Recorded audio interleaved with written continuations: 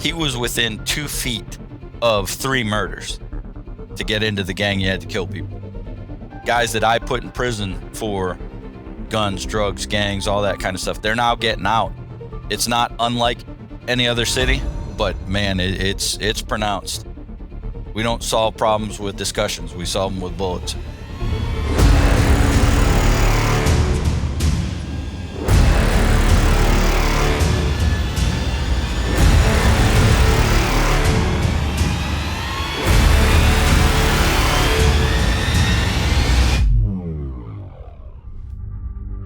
Welcome to Critical Incidents Podcast, where we explore life-defining moments.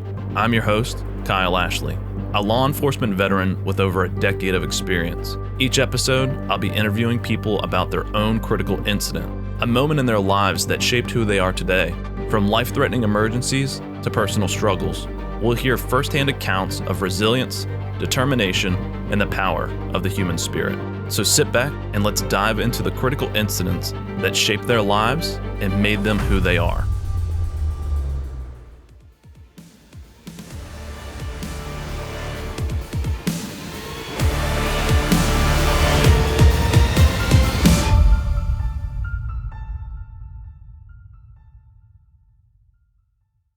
Let's go ahead and start with an introduction, first name, last name, and, really what you're, I guess, most passionate about. You know what I mean? Like, you had a lot of jobs, you've done a lot of stuff. So can you just give me a small gambit of what that is?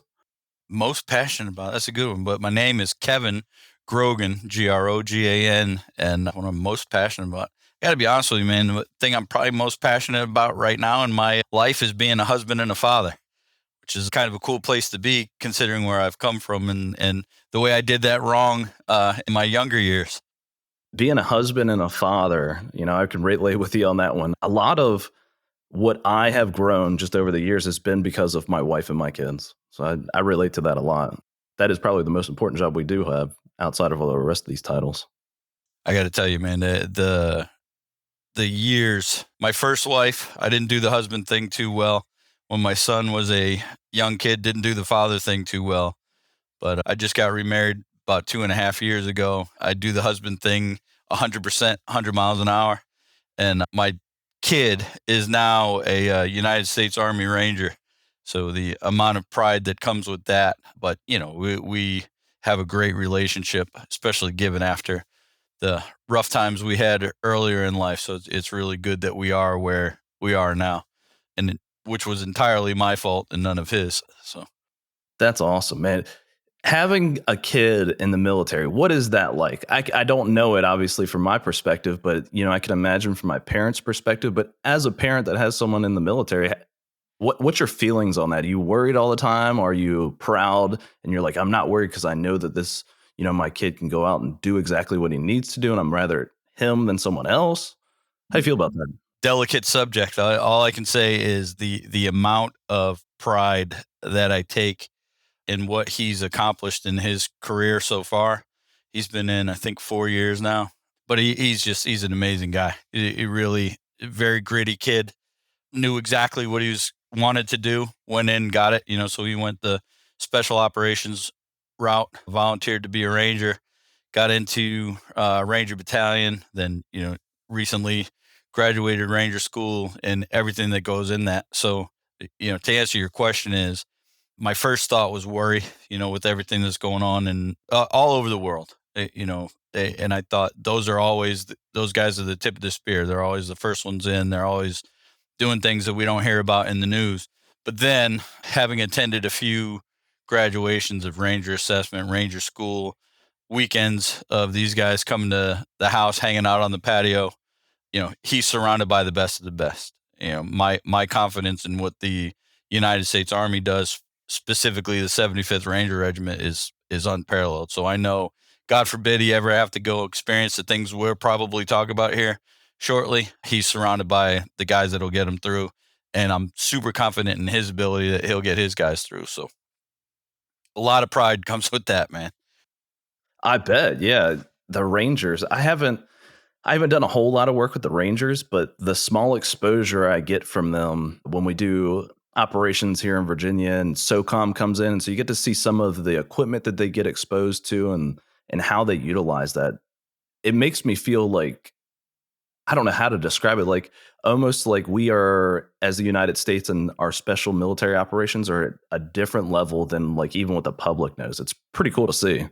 Well, it's different than even I know. I was regular Army, military, police, that kind of stuff. And I knew there were Rangers. I knew there were special forces. I knew, you know about those things. You see it in TV. You see that. The technology and those things, super, super cool. Wow to see that. But what blows me away is the determination of the individuals that serve in those units. It's unbelievable. They're incredible young men, and the few women that are there, they dedicate themselves to a way of life, and I have nothing but admiration for all of them. It's really unbelievable the tempo that those guys and girls bring, but the skill set. I mean, you add determination to incredible training and well equipped, and it's an unstoppable force. Yeah, it's amazing to watch that. I'm glad to know that, the pride is the biggest emotion you're feeling. So that's really cool. All right, so you have your military background, right? So you're Army, you said MP, right? So did the military police, and you did that prior to going into the local law enforcement? Man, my whole story is crazy. So I always knew I was going to be a cop. Knew it. My uncle retired as a deputy chief of police in Springfield, Massachusetts. But growing up, he was, always in the newspaper. He was a top narcotics guy. He was top homicide guy. Went up the chain. Just always a hero of mine. So I always knew what I wanted to do. From 1981, you maybe not remember, but when President Reagan got shot, that was when I knew, I needed to do something to keep the world safe in my own little way. So I always knew law enforcement was it. So I went to Westfield State College in Massachusetts, often referred to as the Harvard of Western Massachusetts. Majored in criminal justice and minored in political science. And right out of college, I got hired as a police officer in my hometown, which was really cool. Windsor, Connecticut, first town established in 1633. You know, I'm the youngest of 5 kids. My dad coached Little League. I was just coming out of college, didn't necessarily have the maturity to be a police officer yet. And then you add to the fact that everywhere, before I was even out of the academy, people guys on the department would make a traffic stop and they'd be like, I know Grogan, I know Grogan. They're like, we don't give a shit. He's who the hell, whatever. So it was a little uncomfortable at the time, but I was kind of forced to realize I needed to broaden my horizons. So I joined the gang, commonly referred to as the United States Army. And they shipped me off to Fort Leonard Wood, Missouri. And very shortly after basic, I went to Heidelberg, Germany. So got, as a 23-year-old single male, got to hang out in Heidelberg, smack dab in the middle of Europe. That was a good time. I wound up deploying to Kosovo, which was also super cool because as a political science minor, I had studied, you're talking mid 90s. So the breakup of Yugoslavia was the biggest thing in the world. And then my first assignment in the Army, my first real assignment, was going to Kosovo to see boots on the ground of what I'd been studying. So that was a really cool thing. And as you and I were talking about before we got going here, 2001, somebody flew a plane into the World Trade Center, and it kind of changed the peacetime Army into 20 years of war. So I immediately, and the position I was in was phenomenal. I was a protective service agent for the commanding general of the United States Army, Europe. So 4-star general in Europe, and you're right there. I was right there in the thick of it when Tora Bora happened and all that kind of stuff. We were sitting there at the USER headquarters. So I got to see a lot about strategy, got to see a lot about leadership. I worked for one of the greatest leaders in the history of the United States Army. His great, great, great uncle was the first quartermaster general of the Army for Montgomery Cunningham Meigs. So if you ever go to Arlington National Cemetery, you will drive right up Meigs Avenue, which is the main artery through the thing. And the first general, or the first Montgomery Cunningham Meigs, is buried there. And my boss and hero and mentor, Montgomery C. Meigs, is also there in Arlington now, unfortunately. But, I got a real good look at leadership while I was in the Army. Left Germany, got to Fort Stewart, Georgia, and was in Baghdad very shortly thereafter. So, I got to see that, got out right when we got back. So I got home March 11th, 2004, and I graduated the Georgia Southeast Regional Police Academy on March 11th, 2005. So 1 year from the time I was wheels down, I was graduating the police academy and went to work for the Savannah Chatham Metropolitan Police Department. And man, it was a hell of a ride, for sure. Wow. Is it the state of Georgia? Do they do police academies like in Virginia, the police department hires you and then you go through either a regional academy or you go through their police academy, but I know that some states have where you almost like just go to an academy and now you're just certified to get hired by anyone. Is that how it kind of works in Georgia? Yeah, Georgia works at you can get hired, or you can go what they used to call pre-service. So you go in, you can go to the academy, get yourself certified, but you need to be hired and once you go through all the process with an agency. But obviously you're much more desirable to an agency to take a chance on because they don't have to pay to train you. I got hired by, like I said, it was a merging police department. Chatham County and the city of Savannah were merging. I was the first class of the merged department. And then very shortly after I left unceremoniously from the department, they demerged. So I like to think I was the glue that held the Savannah Chatham Metropolitan Police Department together. A lot of people would disagree with that, but that's my story and I'm sticking to it. But no, I mean, Savannah is one of the most beautiful cities in the country. It's very touristy, but it's very, very alive.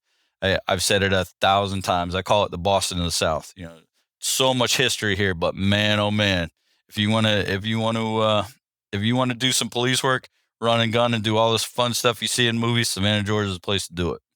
Yeah. We went to Savannah last year. I think we were talking about that the other day on the phone, and really the whole place is beautiful. My wife, Heather, she loves graveyards, and we went to a graveyard in Savannah, and it was almost like you see in the movies, like the trees had the moss flowing down from it. Tell me about the graveyards while I'm on the subject and what significance that is in Georgia or Savannah. Well, Bonaventure Cemetery, there was a huge book written. It was called The Midnight in the Garden of Good and Evil. Then they made a movie of it. Clint Eastwood directed it. So it was a huge thing. It was about a murder in Savannah and all that. But it was based, a lot of it kind of swirled around Bonaventure Cemetery, which is just beautiful. I mean, historic. You got people who've been buried there for hundreds and hundreds of years. And again, you add the scenery to it. And if you walk all the way through the cemetery, you go into a marsh, which people come to see. It's just unbelievably beautiful, even given the fact that it's, a cemetery. But the old, they spared no expense on the tombstones and that kind of stuff. So it's absolutely breathtaking. But then you come into the center of the historic district, and there's another cemetery that's right there. So, there's Savannah loves death, celebrating it and, committing murders to speed it up. They're not too shy about that either. I loved it there. You get to go just the city. I mean, really, I've been to a lot of cities. Boston is probably one of my favorite cities to visit, but Savannah, it was so historic, like with the food and when you go down by the river and just the people, and there was so much art there, like in different expressions of either music art or, paintings or all of these performers on the street. And then just the culture and how nice people are down there. And obviously during the day in the tourist area, I'm sure is much different than what you were seeing as a police officer working there. I see that's a funny thing for people to say. The thing is that's what I love and admire about the quote unquote bad guys in Savannah. They're daytime, nighttime, they're equal opportunity. They're not shy about getting down during the day. They're less shy about getting down at night. But Savannah, downtown Savannah is a great vibe. And I've said this a bunch of times too. The thing is, I knew in 3 hours of coming to Savannah that I'd never leave. Then I wrote 2 books about her and they asked me to leave a lot, but I'm kind of stubborn. I stick around. I like it. Yeah. All right. So you get out of the Army. Is it because you got out of the Army in Georgia? You were like, I'm just going to pop up here? Yeah. My ex-wife was born and raised in Savannah. So I got here. And like I said, I was here and the tempo of this place is great. Nobody's in a hurry. I stood in the bank line and made 15 of my new best friends instantly, people I'd never met. We just stood there and talked, and I've always been kind of an outgoing person. So I was just like, man, the tempo, this is really, really nice. You don't meet strangers down here. It's just a beautiful city, and it was convenient. It was one of those things where the job lined up just as I was getting out. The county and the city were merging, so it was an interesting opportunity, and I knew there was a lot of opportunity here. And when I got going, man, I was blessed. My law enforcement career here in Savannah it was charmed. Every opportunity just fell in my lap, and I was able to do, and you know, leadership. I wound up being blessed by working for great leaders. Yes. Yeah, that does play a lot into kind of where I mean, honestly, I could say like the trajectory of my career. And I think, for really anybody, if you get paired up with someone who you look up to and you can mimic their good behaviors, but put your own spin and your own personality, it really does, it pushes you to be better. And I think that does have a good quality for it, especially in law enforcement, because it goes from the highest of highs to the lowest of lows. And so having that grit, as you like to say, and pushing through those lows is really, really where it's at. No, and when you got the guys around it that you watch when you go out and your sergeant is, you get out onto your shift, and your sergeant beats you to your beat and makes an arrest. It makes you look bad. It makes you want to go out there and work a little harder. And I worked for a guy named Armando Tamargo, ugly little fella, but hell of a cop. Really taught me a lot about how to go out and get it, and how to police a beat. Talking to people, working. They have all these trainings, and after 2014, after that started, they're talking about, oh, we need all this training. We had that long before there was ever a class on it. You just went out, you deal with people, you learn how to deal with people, you learn how to talk to people, and everything else works itself out. Yes, most certainly. One of the things that I learned when I was in patrol was that you respond to different calls in different areas, and people want you to enforce the law differently. But you knew that because you're always out there talking with people. You're out with your business owners, you're out with the people, and you stop out and talk with them. So really learning how to patrol a beat is very important. The techniques and stuff like that are important, but anybody who's ever worked law enforcement knows it. Pardon me. Anybody who's ever been good at law enforcement knows it's all about how you talk to people. It's knowing, when to put the hammer down or when to, pick people up. It's always been and always will be about communication in your community. If you don't care about where you work, you don't belong in the business. Correct. Yeah. How long did you stay on patrol? So you start in Savannah. How does your career go? So what did you do and where did you end up at? Like I said, man, it's the most charmed career you would ever hear about. So I got here, I went to the academy, I was on FTO for whatever it was, 16 weeks, 16, 18 weeks, whatever it was back then. I'm sure it's much more now. And for 4 months, I was cut loose. Okay, 4 months cut loose. I was assigned a beat in one of the rougher housing projects in Savannah on the east side. It's called Hitch Village. I was out there for about 4 months, and then a special task force, specialized unit called the Expanded Patrol Operation, which was a county-wide, highly aggressive crime suppression unit. And in 4 months, I had built up enough of a reputation, just timing when it happened, and I got pulled over to that unit. I did that for about 11 months. And man, oh man, that was eye-opening. That was where I really learned how to police. It was all about guns and drugs and all that kind of stuff. But for me, my whole focus in my whole career, even from patrol early on, was all about the violence. It was all about getting guns. I loved getting dope as much, if not more than anybody else. But what I was after was the guns. So after that, I went back on patrol for like another 2 months. And then I got pulled over onto an organized crime drug enforcement task force they call OCDF with the ATF. And it was a gang prosecution going on. 3 gangs were tearing up the city. And it just so happened that the projects that I worked in were one of the focal points of that investigation. And I knew everybody. I knew who, what, baby's mama, what location, if this is where he lives, but this is where he lays his head. And I had that type of stuff just from having been shown how to work a beat. So that intelligence opened that door for me. I actually left Savannah Police Department. We got a new chief. I didn't like a lot of the politics that were going on, but who does? We have a county narcotics team that at that time, I can't speak to it now, but at that time I can tell you the way they did business and always did business when I saw them was bad business. And I wanted nothing to do with that. So my ATF buddies that I had worked on the OCDF case with introduced me to a guy out in Liberty and Long County. It was a multi-jurisdictional drug task force. So I went out there and worked for 3 years. And then my old chief got named. He was the interim chief when I was first there. And then he got named the actual chief about 3 years later. So when he came back in, I went back to Savannah.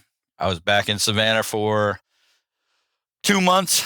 And we started up another OCDF case. It was another gang case. So I did that for about 2 years and then got bumped up into homicide. Was working in homicide for about 2 years. Were you a TFO with ATF? No. And that was the thing, I worked with them just got assigned to the task force for the first gang case. When I went out to Liberty and Long County, the Mace Drug Task Force, we started up another OCDF case. They were doing, I don't know if you've ever seen any of the storefront operations, but a good buddy of mine wrote a book about it. It's called Storefront Sting. Retired ATF agent Lou Velozzi, who actually his show Operation Undercover is on the ID channel now. But, he was the ATF's expert on storefront. So I worked that with them while I was doing that in the cover room of the storefront. I was working with the FBI and the DEA on a gang that we had in Liberty and Long County. So it was another OCDF case that got started up. So, I was just in and out, always in that office. You would have thought I was a TFO. I was treated unbelievably well. Again, it was just very charmed existence. Not a lot of guys got the opportunities that I got. And, everybody's like, oh, he's always saying what a great cop he was. It's not that I was a great cop. I just had great opportunities. And it was one of those things where you give me the opportunity, you can open up the door. As soon as you do, I'm kicking through it. Yes. That is something that a lot of people should do. When you get the opportunity like that, you got to run with that. Oh yeah, man. When the big dogs call you out to play, you better show you got it.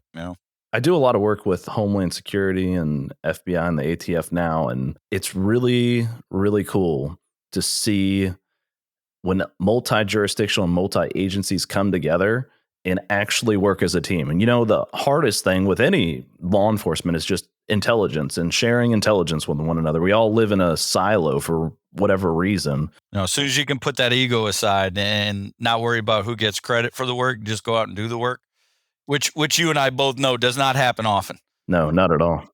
It doesn't happen often. And the thing is, like I said, there were so many guys in it, very atypical career that I had, because I would come with an idea or a strategy and they just get out of my way and let me do it. And that, that doesn't happen for a lot of people. So I will never forget to, I point it out as often as I can, how lucky I was and how blessed I was to work with guys that, they're the best at what they do and they're not afraid to let you do what you do. So that's a good place to be for me. Yes, absolutely. What kind of stuff were you doing in homicide in the sense of like, did you get assigned a specific area for homicide, or was it kind of like, like here we have like a midnight cruiser. So like the midnight detectives would get assigned the case if they were homicide working that night. Is it something like that? Or is it like you took homicide specifically for certain parts of Savannah? No, we did 2 teams. So you had 2 teams.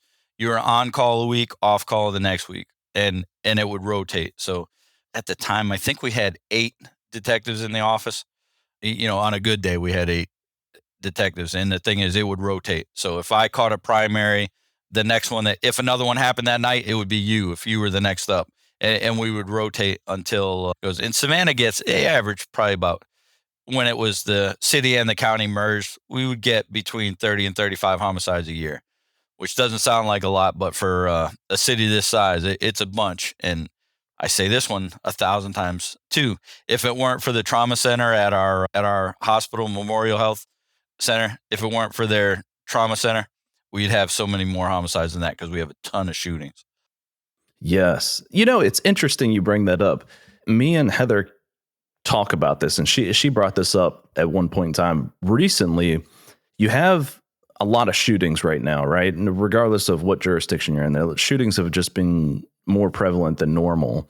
And because of the work of the healthcare workers and the doctors that have advanced so much with life-saving measures, it almost affects the court because you didn't kill someone even though you tried to, and because medical personnel were able to save that life, your charge gets dropped down. There's a conundrum there, I feel, right? Like your intent and your actions would have killed this person if medical personnel had not advanced so much to where they can save your life right now. No, and if we treated aggravated assaults, as what we call it in Georgia, if you treat aggravated assaults the same way you treat murder, you know, instead of the autopsy, you look at the medical facts of, this, okay, it hit him here, no big deal. But when you shot this person, you nicked an artery. So it took massive amounts to save this person's life. And it's not because you didn't intend to kill them. It's just because, the quality of medical care that the person received by the grace of God, they're still here. Your actions were no less despicable. But everything to me is and always will be a case by case basis. I've known a lot of people that got shot, and they got shot because they asked for it. I know a lot of people that got shot because they were in the wrong place at the wrong time. It just goes so many ways. And I think, unfortunately, the failure of the American criminal justice system, which is, obviously the answer and the reason for it is volume, but we've developed a conveyor belt. This is just how we deal with it. Okay, that one that it falls into this slot. Oh, that goes into the slot. Like, unless it's your life, unless it's your loved ones and that kind of stuff, you look at it entirely different. So, I have been listening to a lot of your podcasts in the last couple of days, like we talked about. And the thing is, it's so emotional. We can go through and talk about it, and you get so used to it. You see so much in your career. Firefighters see it, nurses, doctors, they all see it. Cops definitely see it, soldiers see it. But the thing is, it's the most critical incident in some people's lives. It's just another traffic accident to me because I've ridden 30 of them today. But that's the first accident they've ever been. And I don't care if anybody's hurt or not. It's the most shocking and shaking event they've ever had in their life, depending on where they come from. And I think it's important to remind people to never lose sight of that. New police officers, never lose sight of the incident you're dealing with. Wow, it's not that big of a deal to you. Could be everything to that person that you're dealing with. Most certainly. Yeah, that's a really good point. In law enforcement, you see people on their worst days. To us, it's just another call. Sometimes it gets to you. Some of the calls, especially, when I was dealing with children or, domestic situations, it's not that they don't get to you. It's that, obviously you have to be professional and you have to put it on your face and you're doing what you need to do to get it done. But, you step away from that, you get back in the car and, you get your next call of a dog's lost, you know what I mean? And you just were at this critical incident. So law enforcement, they have to flip this switch really fast, and it does take a minute to really like hone that in and to find your bearings of like, okay, I know I just saw this. I got to process this. I took care of the situation. Let me move on to the next one. But at the end of the day, these officers, they need to really find that outlet to take care of themselves. No, and the people skills that it involves, the thing that has driven me nuts for the last decade is the amount of shit that police officers take. I really, it's one of those things, man, where it's not the critic that counts. That's become a very popular reference to Teddy Roosevelt. But the thing is, it's not. You got your brothers and your sisters, and you're out there to do the job. And 99.9%, and that's not an actual statistic, of the people that are out in law enforcement are out there to try to do some good, and the amount of criticism that people feel very comfortable giving, my only message to them is pick up your badge, pick up your gun, you go out and do it for a little while and see how critical of these men and women you are, because it's an unbelievably difficult job, and you got to be a special person to do it. It's just like, being a nurse or Firefighters especially. I love making fun of firefighters, but I'm scared of fire. I'm not doing it. I'm not built that way. Yep. Yeah, 100%. And, I have to include one of my friends, Brandon Hall. He is a dispatcher, and I had him on, and just listening to him, right? I've dispatchers, I've been around them for a very long time, but when he was talking about talking over the phone to people that are in burning buildings and the person outside just lit their house on fire, and I'm like, yo, what do you do? Like, I want to get in my car and like go help. And he's like, I have to, I got to make sure that they're calm. I got to make sure that, do you send them out to where the person's catching the house on fire to that person, or do you let them sit in the house while it's on fire? So there's a whole different side of dispatch that I'm going to give a whole lot of credit to, because they have to listen to people die on the phone, critical things that they have, and go to the next call like we do. How many times do they hear the last thing somebody says?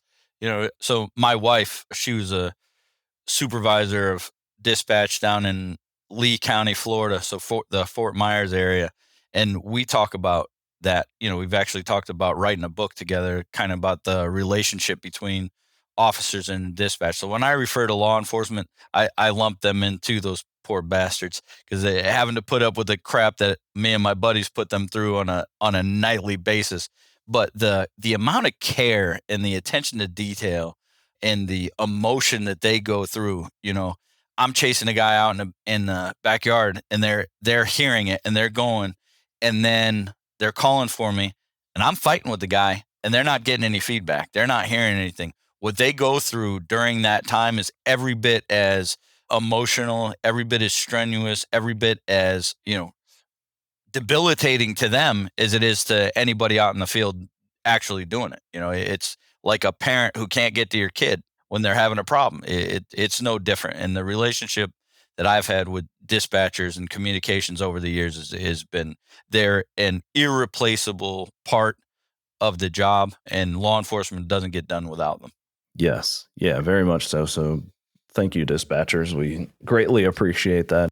Dorothy Cave. Anytime I talk about a dispatcher, I used to drive that woman nuts, but she always kept tabs on me and got the people I needed to me as fast as she could. That's awesome. Yes. Tell me about what's going on in Savannah when you're there. Like, what kind of things are happening in that area? Because again, beautiful place, but what we see on TV is like the nice parts of it. Forrest Gump, right? So we go down there and watch the feather fall. But what happens at night? What happens during the day? Well, our biggest problem is the same problem. Wherever you got people, you got problems. Wherever you got people, you got drugs. Savannah is it's a drinking town. So you have all the problems associated with that. But our whole drug trade is controlled by gangs. For a long time, Savannah wouldn't admit that, but the cat's been out of the bag so long. So the drug trade controlled by gangs, you get all the violence associated with that, and it's bad. It's been a long time. So early 90s, there was a big famous gang here. It was the Ricky Gibbons gang, and their initiation was you drove around, and to get into the gang, you had to kill people. He wound up getting caught, but his nephews, his cousins and brothers and sisters, they're still in the city. I've worked with members of all the associates' families for years and years and years. The funny thing is now one of the things I do is I do some private investigations and consultations for defense attorneys. And I'll add the caveat of guys that I put in prison for guns, drugs, gangs, all that kind of stuff. They're now getting out, and I've been able to reach out, and they've reached out to me. So we've been able to have some pretty adult conversations about what could I have done differently to try to prevent you from, trying to work on some of these solutions. And man, I've gotten an earful. I've learned a whole lot. I used to think I was right about everything. Now I know I was not correct about too many things, for sure. But, the thing is, you got to go out there and do your best job for the right reasons. So Savannah, the gangs, the drugs, and the violence that's associated with it, it's not unlike any other city, but man, it's pronounced. It really is pronounced. Savannah, unfortunately, is a very violent city. We don't solve problems with discussions. We solve them with bullets. Wow. Yeah. It's like any other city, I would imagine. When I think about what crimes happen, right? So a lot of times, a lot of jurisdictions, depending on where they're at, it is always associated with either gangs, drugs, or violent crime. And it's usually from a group or a gang or something like that. Especially being in the 90s when you were working there, and then the 2000s, there was an uptick in drugs as they evolved, right? So, the crack epidemic happened, and a lot of people started getting associated with that. When you're working with the ATF, the FBI, and doing these fronts and all that, what connections did you see with how they're getting the drugs and how that was different than like how we might see it now? Small caveat, I try never to work with the FBI. Not then, not now, not ever. But that's the FBI is the F word to me. Yeah, I respect what those guys do. I just like to bust their chops a bit. But the connection is it's always poverty, lack of opportunity, all the things that we talk about, and I've watched politicians fumble over it so many times. And, oh, well, we need to find the root cause is we don't take care of our kids. We don't educate them. I drive by Savannah High School and Jenkins High School and Beach High School, and there's no books in there. The computers are old. All of these things that we've been very negligent on the education part of it. But the football field and the track outside of the school are $1 million facilities. I was a sports fan forever, man. I really love sports, but how many people go through their high school career, go to Division I college and play professional football, baseball, soccer, whatever? That you can't shoot for that small minority. You have to shoot for all of them. And it's educating our kids so they can develop skills and, which creates jobs, et cetera, et cetera, et cetera. But that's where it all comes from, hopelessness, poverty. And if you've got nothing to lose, what's a little violence? Yeah, I think no matter where you go, you'd see that, and it really is unfortunate. I think it's us. I think it's communication. I think it's honesty. You can't solve a problem unless you're honest about what it is. So race has been the huge thing that everybody wants to talk about. I don't think that's the problem. I think it's again, communicating with your fellow humans. People talking to each other and working out what the problems. And there are, I say it's always this problem, but it's not it. I mean, every area in the country has their own unique problems, and I don't mean to be insensitive to that, but overall the answer is education, communication, and simply giving a shit. Care about your fellow man, and I think we've lost a lot of that in my lifetime anyway. Yeah, yeah. Matter of fact, there was what I wanted to talk about was the difference you see from military and law enforcement, where you've gone through two different hats. And, we always see military, there's this epidemic and this stigma about PTSD. And we know that obviously people in the military see a lot, they do a lot, and they're doing things OCONUS, right, in other countries. And then you've done that, but you've also done it on the streets of America.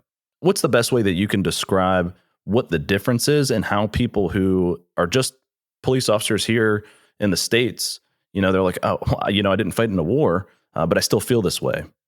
I think I got to say unequivocally, there is no difference. Yeah, obviously there are different nuances depending on go, but trauma is trauma. If you had asked me that question 10 years ago, I'd have laughed at you. I'd have been like, man, suck it up, get tough, deal with what you got to deal with. We're men. You go through that. Having left some trauma unaddressed from my time in Baghdad, they say it's a 10-year cycle, and it got me right at 10 years. I didn't deal with it. It came back and bit me in the ass. I've seen so many brothers and sisters deal with it or not deal with it and seen the negative effects of it. But the thing is, whether you're in the mountains of Afghanistan or grinding the sand in Iraq or toiling it out on the streets of, Baltimore, it's not different. When bullets are flying, they're flying. When you see the catastrophic results of violence, which happens in combat OCONUS or, here in our own cities, when you see that, it's going to have a physiological effect on you. One of my best friends, one of the best cops I ever worked with in Savannah, he's up in Chicago now. I won't use his name because I would never want to embarrass anybody about something that there's no need to be embarrassed about. But he talked to me. He's like, man, I've never been in combat. I'm like, bullshit, you haven't. I've been in combat with you in the, on the streets of Savannah. It's no different, but for whatever reason, we get in our mind that combat in a war is different than combat in the street. And it's not, man. Trauma is trauma. And that is not only police officers, but think about the populace that we police.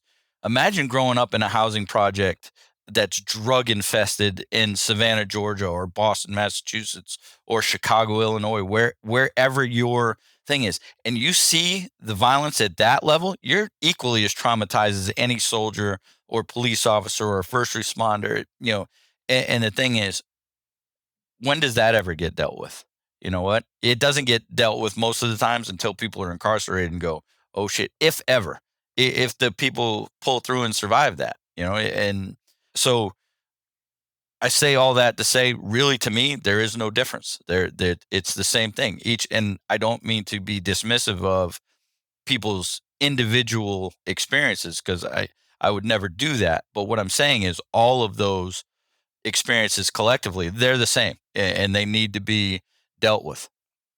Yeah. No, I'm glad that you broke it down like that. It is an overlooked point, right? The people who live in these communities are exposed to some of the worst violence, drugs, and that's their home. I don't know what that's like. So that trauma has to be on a completely different level. So thank you for bringing that up. I think that's overlooked. I work with a young man that has been through so much shit, not only in his lifetime, and I'm talking his whole life, but in a 3-year span, he was within 2 feet of 3 murders. The person next to him being killed. I mean, how do you pull your bootstraps up there and just say, oh no, man, I'm good. I'm tough. So I can just deal with that. It doesn't work that way, man. And I don't care. He's got all the street credibility in the world, but to me, all I think about is, dude, how are we going to get you some help for this? That's just because I'm an old man now. And I have been down that hole. I've let myself fall apart. I've seen people, I've seen so much suicide. It's unbelievable, which is incredibly common in law enforcement and military circles. And, don't think it's any different in the street. The people that go through the trauma out in their communities, it's the same answer. I don't know statistically if suicide's on the rise, but I have a strong suspicion that there's a lot more suicide now than there ever was, maybe since Depression times. Yeah, it truly is. And, to your point, I know that there's different levels that people experience, right? So, the way that our brain interprets an incident that we see or involved with is going to be on a different level than other people's, right? So it doesn't take away and doesn't make it worse or better or any different. It needs to be addressed. It needs to be talked about. It needs to have a clear guidance on, if you need help, these are the options, or find an option that will work. But, making sure that those are available to everyone, the community, law enforcement, military, first responders. I mean, honestly, like, you see these people also, like, car accidents. We went to a lot of car accidents, and you imagine driving by that as it happened, and watching someone get half thrown out of a car and run over. I mean, all these things happen. And I don't know that we ever talk about it in the sense of, hey, this crazy thing happened once and it's now a talking point in the conversation, versus, that's crazy that is now a memory in my head. No, and the thing is, there's so much that goes into that, and we could talk about this for hours. The thing is, your life experience has a lot going into, because if something like, if I saw a kid get hit by a bike right now, yeah, okay, it's something we got to deal with, and I walk through that, and I'm going to feel bad for that kid. But for somebody who has never had a traumatic experience like that in their life, that is a life-altering event. And the thing is, I can't look down my nose at that person and think that it's life. Come on, man. It's just a kid getting hit by a bike. I mean, shit. Yeah, you can't be so desensitized to it. And, given that your audience, I'm assuming, is law enforcement, first responders, and anybody who's interested in like a true crime thing, my only advice to any and all of you is don't downplay it. Get some help. And I'm not saying cry about everything, and don't go so far off the deep end where you let it ruin every second of your life, because I've seen that happen too. The whole woe is me thing. But don't treat it like it's not important, because it is. And even talking about it, sometimes going, the most cathartic thing I ever did was write stuff down. When I started writing things down, to not even journaling, just writing it out, I learned so much about how I actually felt, like the things I pushed down and what didn't want to think about in that moment. When I started writing about one incident, I remembered another incident, and I remembered something else, and I remembered something else, and it led. But getting that out, just the expelling it from inside, was so cathartic for me. It was so good. It helped me get through, a lot of things. Well, as we're talking about trauma, there's an incident that happened earlier this week. It was actually at the end of last week where, near where I'm at, 2 Virginia officers down in Virginia Beach were killed. And those officers' names were Cameron Gervin and Christopher Reese at Virginia Beach Police. It's a horrific story, right? The small amount that I do know about it is the officers were making a traffic stop. They were riding 2 to a car. I'm not sure if they do that in Savannah. In my jurisdiction, we didn't do that, but I can imagine in bigger ones they do that. They were riding 2 to a car that night, and they made a traffic stop for expired registration, from what I've read, and asked the guy to get out of the car. He refused to get out of the car. Eventually, he did get out of the car. A small struggle ensued. The 2 officers were then shot, and before the suspect left the scene, essentially he walked up to them and executed them, and then left the scene and then killed himself in a shed. To hear those things, right? We hear and see on the news officers get shot and killed. Even that same day, another officer was killed up in Pennsylvania, where nurses were zip tied and there was a hostage situation, and he got into a shootout and was killed that same day. And it almost seems like it's just another news story. But when you read about these people, these officers and the children and their families, and we do the same thing for victims of crimes, of murders and homicides, and being at the wrong place at the wrong time. It is something, as we consume information, we don't think about too much, because it is emotional, right? Well, you and me and all people in law enforcement or military or whatever profession, it hurts a little bit more because it's the uniform, right? We wear the same uniform, we do the same things, and processing that, it hurts. No, I got a buddy that works for the Virginia Beach Police Department. Name's Lieutenant Bill Chisholm, who's up there. And, my heart goes out to not only Lieutenant Chisholm, but the entire police department. You think about the wives and family members and children that have lost their loved ones. But then I think about the professionals there at the Virginia Beach Police Department that have to go out and go back to work immediately. There's no shift off. There's no time off. There's no anything. They have to get right back out in those streets and do their job ethically, professionally. And those guys, they pull their boots on every day, and they're going to go out and do it. They've done it since the incident. I'm confident they're going to continue to do so. That's a tragedy on a scale that it's difficult to understand, but my hat is off and my heart goes out to their police department, the community of Virginia Beach, and everybody in the neighboring towns. I mean, how often do you rub elbows with guys in the department next to you? So my heart goes out to all of you. Just keep doing what you do. You raise your hand to go out and do it. Don't let the actions of one guy affect how you do it. Yeah, very well said. Before we get out of here, I do want to know what you're working on, what you have worked on. I know you got some books, and you've been on a couple of. You turned a book into a screenplay. Is that correct? Couple of them. Yeah. Hey, man, Hollywood is a whole different business, man. So I've been working at it for years. So I got 2 books out. One is called Black Sheep, White Cop, Savannah Exposed. It's basically a memoir of my career. And the second one is Ruffian, which it's one of the OSADF cases that I talked about. It was very community-oriented investigation, working with gangs and guns and all that stuff. So I've turned both of those into screenplays. I'm working with a young man. He's a local Savannah rapper, fantastic musician and kid. He's in a little bit of trouble now. Just his past has crept up with him, but he signed on to the projects. Taekwon Bowman is his name. Quando Rondo is his tag.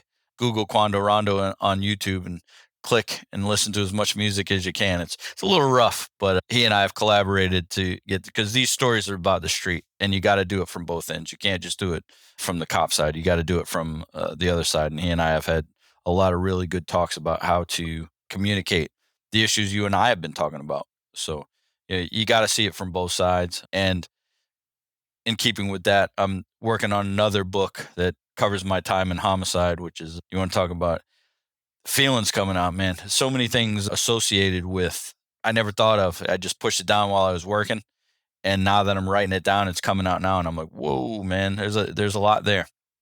So it's been a fun process. It always is. If I had known that writing books and trying to make movies was going to be this much work, I never would have started, but I'm going to finish it just because that's just what I do. That's awesome. Well, I appreciate you coming on and talking to us about what it's like working in Savannah, being in Savannah, doing the Army thing. And, it's awesome to see your perspective, because your perspective is what really should be driving how law enforcement is policing, is going out in the community and being with them. I think that's the most important when you're talking about giving a shit about them, and communicating with them and doing what is right for them. I think that is something that we can all take with us. And it all comes down to the golden rule. And one of the things is, his name was Lieutenant David Oakes. I think he was with the New Britain, Connecticut Police Department. But Lieutenant Oakes, when I was in the police academy back in 1998, his message was, he's like, treat everybody like you would want your grandmother treated when you stop them. And that doesn't exclude the bad guys. You got to talk to them. Not all bad guys are bad. Not all good guys are good. You got to treat people like you would want. And there's no training class for that, I don't think. I think it's how you're brought up. It's where you're from. It's that, if you're a person that actually cares about people, then law enforcement is the greatest opportunity in the world to affect change for other people. If you want to do some good in the world, law enforcement, there's no better way to do it, because man, oh man, do you have a lot of influence on what happens in people's lives. And I think the negativity that's been spun since, it's always been around, but it really got highlighted in 2014 with Ferguson, Missouri, and on and on and on and on. But never lose sight of the fact that if you're going to go out there, do a good job, do right by people, and you'll never go wrong with that. And your ability to do something positive in your community and other communities it's limitless. Yes, very wise. I appreciate that, Kevin. Thank you for coming on, and I hope that we get to reconnect again and see where you're at in a little while. Absolutely. No, I appreciate you having me. And like I said, just one more shout out to the Virginia Beach Police Department. Guys, keep doing your job, keep doing it, and never be afraid to reach out, because people are always got open ears and shoulders, and take care of yourselves and take care of each other. Yes, we're always here for you. All right, my friend. Thank you very much. To be featured on the show, email us at CriticalIncidentsPod@gmail.com.